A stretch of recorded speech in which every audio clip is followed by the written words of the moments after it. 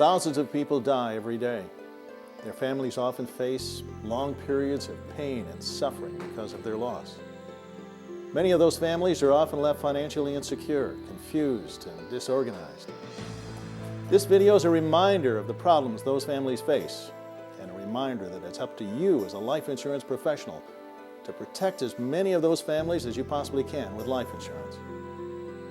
The title of this video is True Life Stories of Death in the Family. That's me on the cover. Younger, darker hair, and a lot more of it.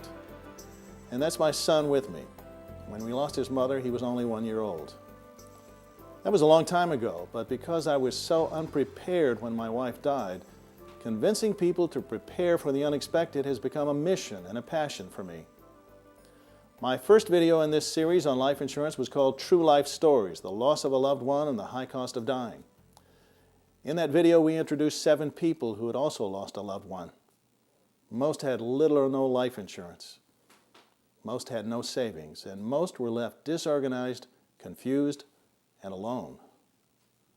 Peggy's husband died of kidney failure and complications of diabetes.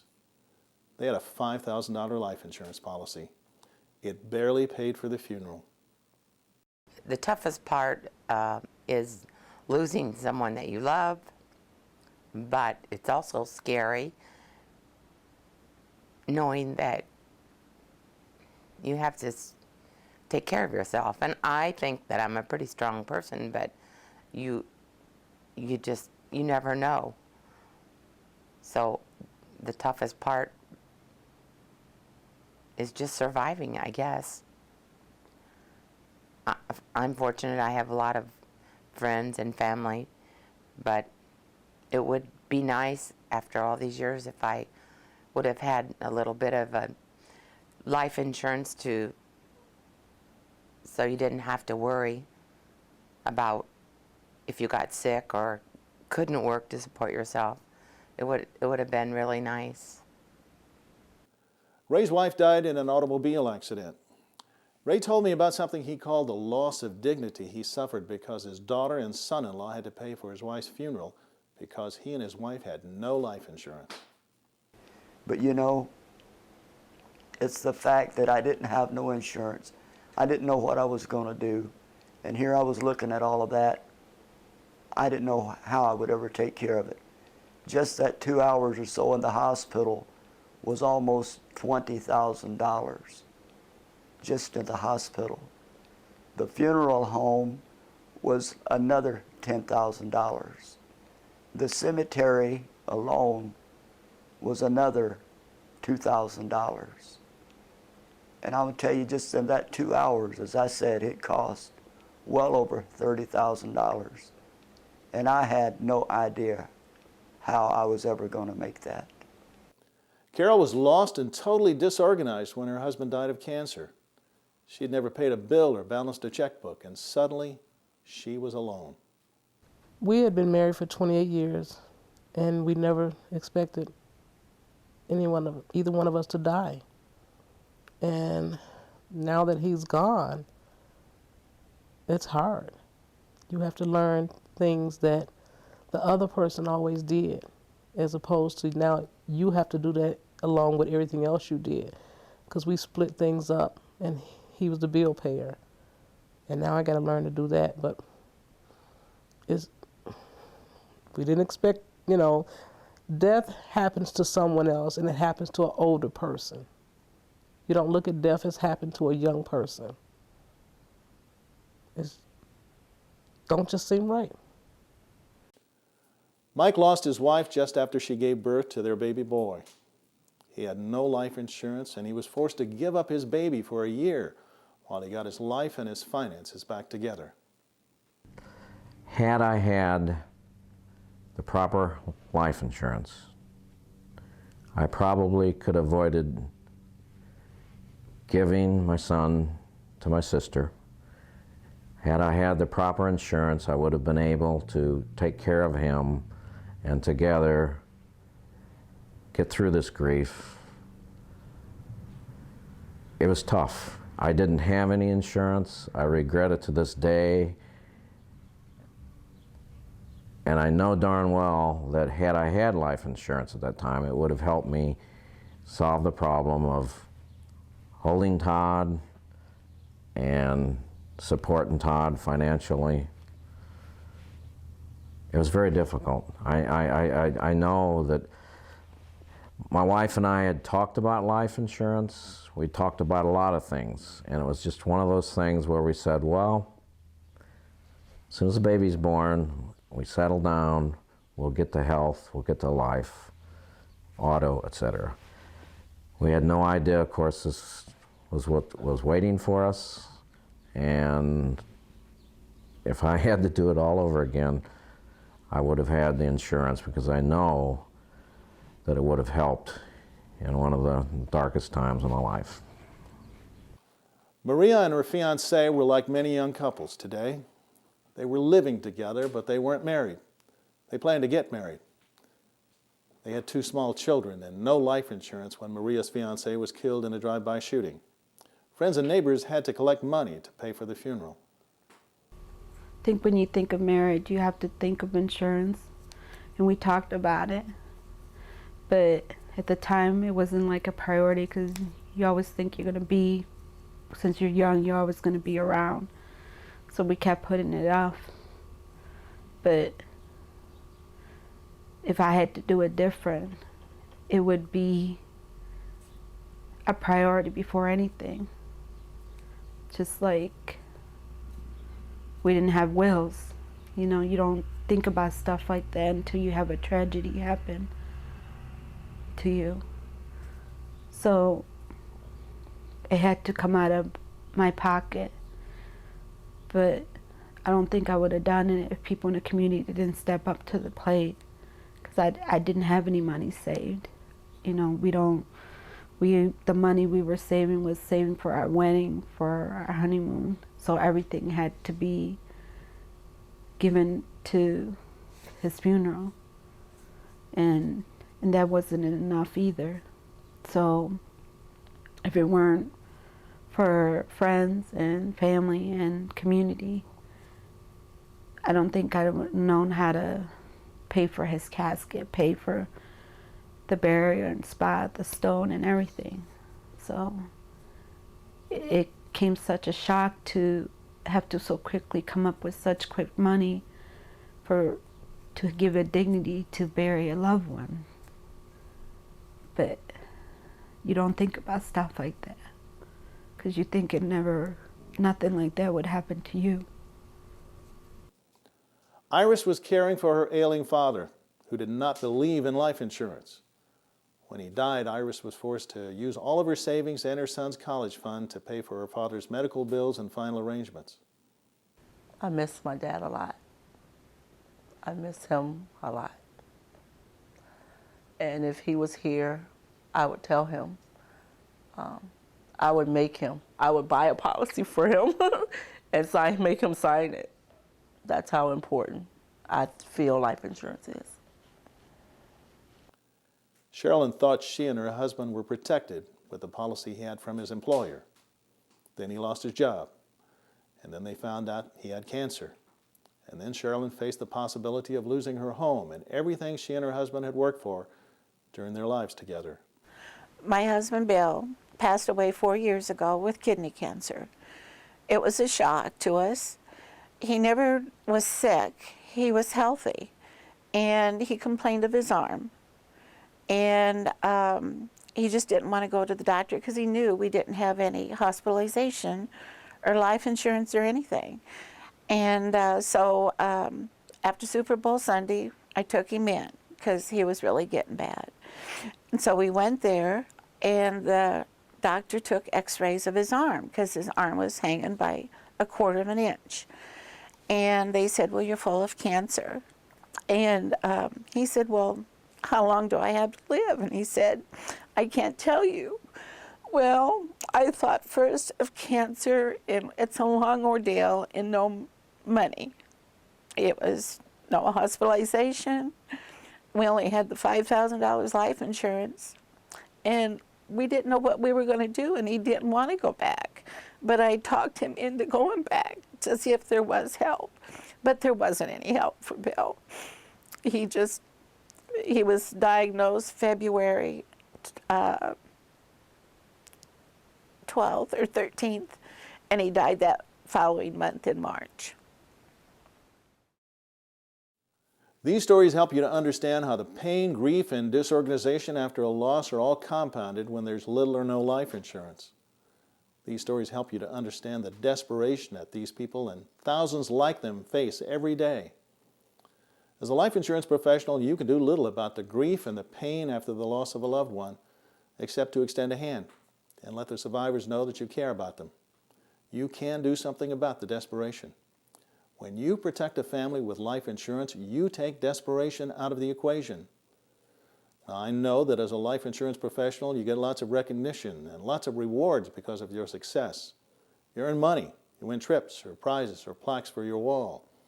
But as so many life insurance professionals have told me, the biggest reward they have ever received from selling a life insurance policy is when they actually saw the benefits that life policy brought to a grieving family.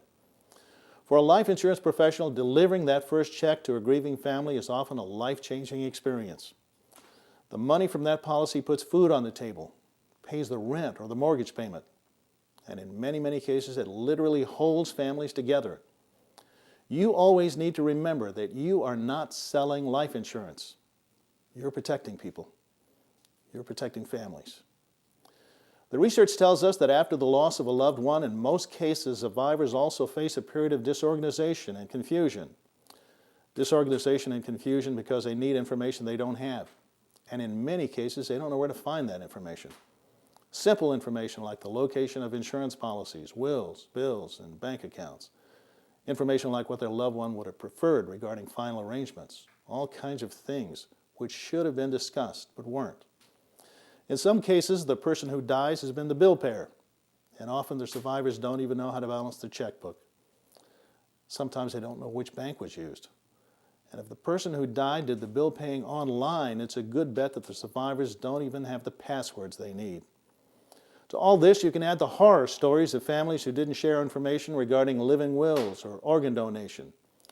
And suddenly a sad event turns into a family problem that goes on for years. All because nothing was written down, nothing was discussed. Are you organized? Does your family have all the information they might need if something happens to you? Do you know where wills are, insurance policies, bank accounts, computer passwords, credit card numbers? Have you talked about things like living wills and organ donation? Have you ever considered writing your own obituary or planning your own funeral? Just as life insurance is so important, it's also important that you don't leave your family totally disorganized if something happens to you. I recommend that every family sit down once a year and discuss all these things and get organized.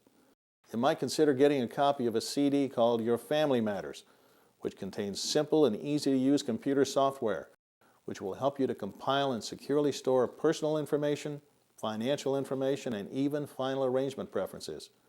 Easy to use, simple, secure, and very, very important for every family. You can find it in bookstores or online at yourfamilymatterstoday.com.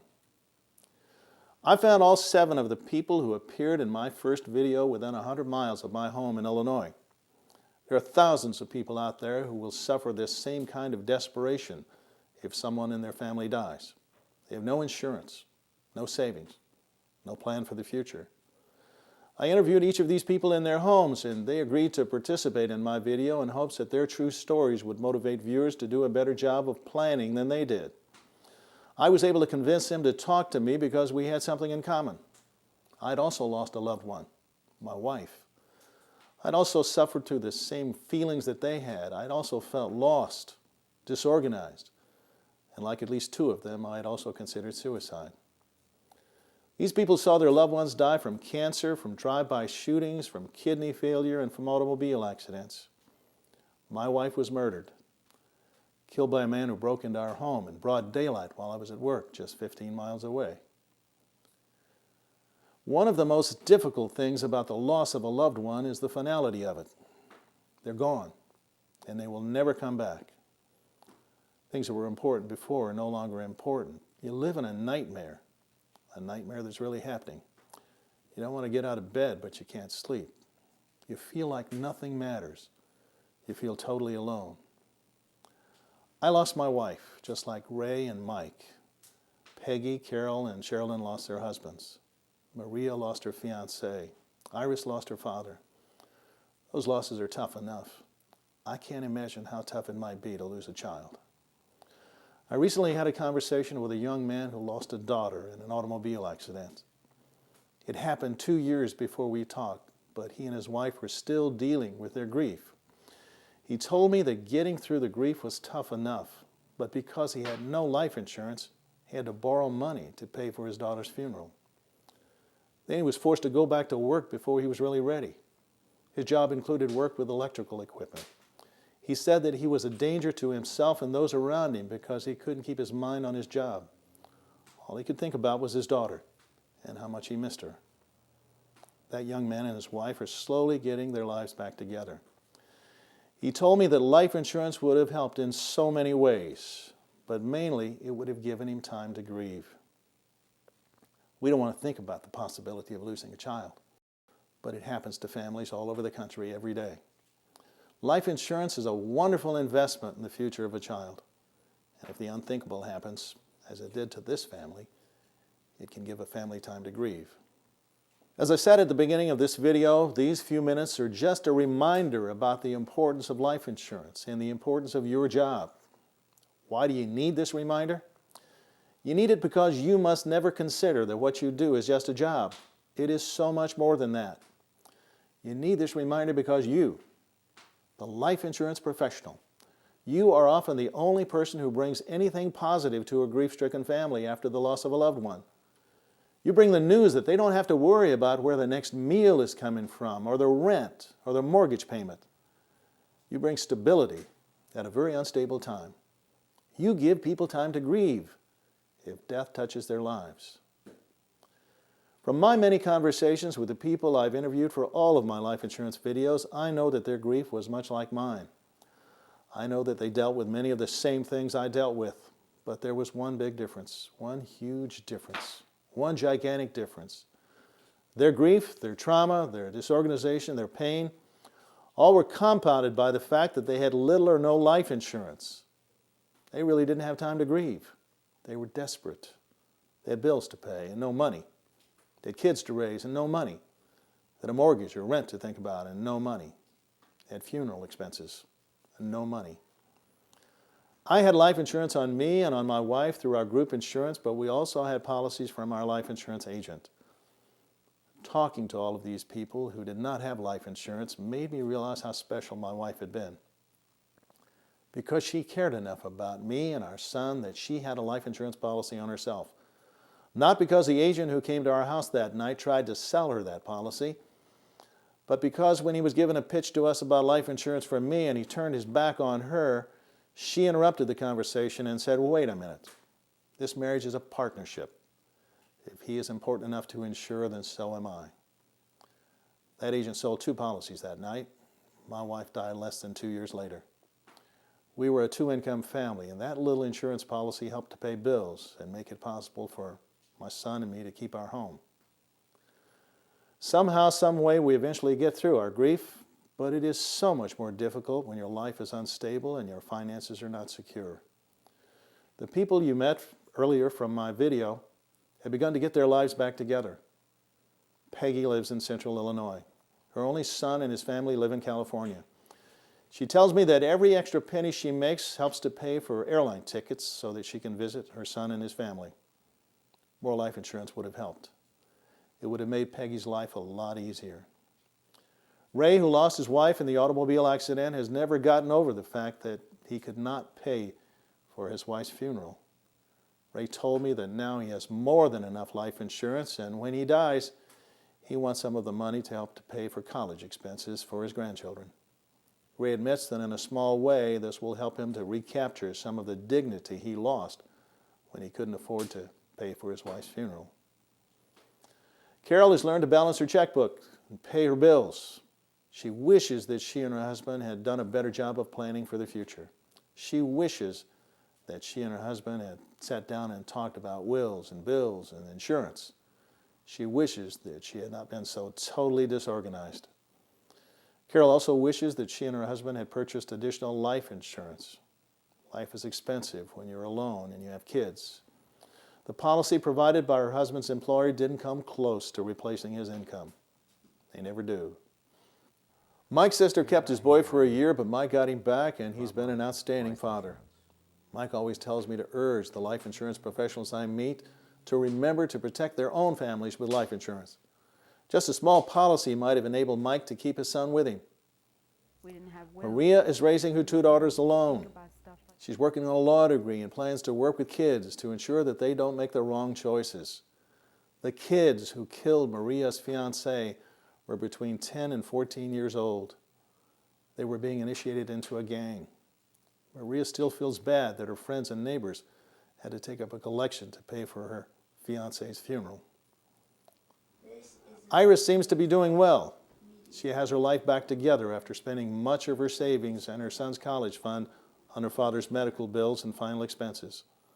Unlike her father, Iris is a strong believer in the value of life insurance. Is there someone you know who is like Iris? Someone who's trying to convince a loved one that they need life insurance? Tell them about Iris and her dad. Help them to convince their loved one about the importance of life insurance. And then there's Sherilyn. She told me that the toughest time for her is when she sees an older couple and they're holding hands. She misses that, and she misses her husband desperately. Life insurance wouldn't have changed that. It would have just made life a lot easier. And it would have been a much better legacy for her husband to have left his family. Remember Sherilyn's story when you're talking to policyholders who feel that the group policy they have at the place they work is enough. As I said before, it's never enough. As insurance professionals, many of you are charged with selling multiple lines of insurance. Some of your policyholders might have auto or homeowners or health, but not life insurance. I will never forget a widow on the first life insurance video I produced. She said, and I quote, "We've always had auto insurance and homeowners insurance with the same company, but I never even thought about life insurance, and he never brought it up. To be honest, I didn't know that company sold life insurance." The words of a very desperate lady who was never asked about life insurance by the agent who sold her auto and homeowners. You can't let that happen, and it's up to you to keep it from happening. Please go back and take a look in those files in your offices one more time. Make the call, ask again, and always ask anyone who walks into your office. I produce videos like this, and I talk to groups of insurance professionals because it makes me feel like I can turn something very negative in my life into something positive in someone else's life. Success happens for me when something I say or something in one of my videos motivates one of you to try just a little harder to protect a family with life insurance. I hope you will get a copy of our video, True Life Stories, The Loss of a Loved One and the High Cost of Dying. You can find it on our website, truelifestories.net. The stories are timeless, and like the title says, they are true. Watch it, and if you've already seen it, watch it again. Get to know Peggy and Ray and Carol and Mike and Maria and Iris and Sherilyn. Share their stories with your policyholders. Don't let what happened to them happen to anyone you know or anyone who walks into your office. Take the video home and share it with your families. They need to know the kind of noble work that you're involved in. They need to feel the pride as well. They need to know that you are protecting families, and they need to know that's what you do every day. And remember the young man I told you about who lost his daughter and the pain of losing a child. Protect children with life insurance. It's a wonderful investment in their future.